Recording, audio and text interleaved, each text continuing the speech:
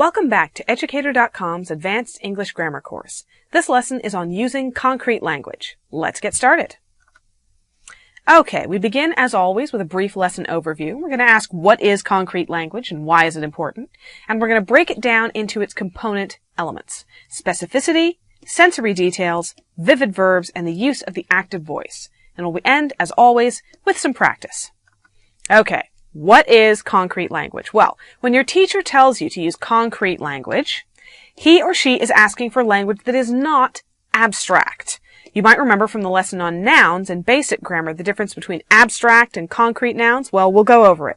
Language that is concrete is language that never uses vague words when specific ones will do. Language that uses details grounded in the real world rather than sticking to ideas that exist only in the human mind. Think of concrete language like actual concrete. First, it makes your words stick in the reader's mind, like wet concrete does. Then it makes them stay there, firmly attached and rock solid forever. Concrete nouns, as opposed to abstract nouns. Concrete nouns are nouns that describe things that can be perceived with the senses, like chair. You can look at a chair. You can touch a chair. You can smell a chair if it's somewhat smelly. You can lick the chair and taste it, although I don't recommend this course of action. If you knock your knuckles against it, you can hear the chair. You can perceive it with your senses. An abstract noun would be something like mercy or duty or fear.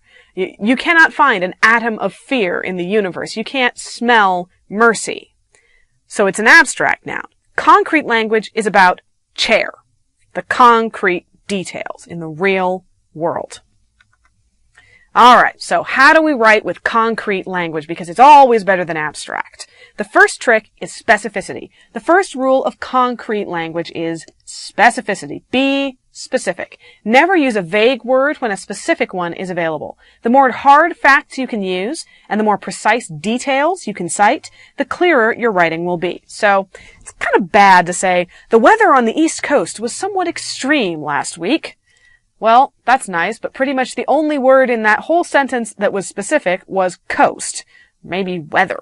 Even those are sort of vague. Let's see if we can make it a little more specific. It's good to say New York had very cold weather last week. Okay, at least with cold, we know what kind of extreme weather we're talking about. We're narrowing in on the facts.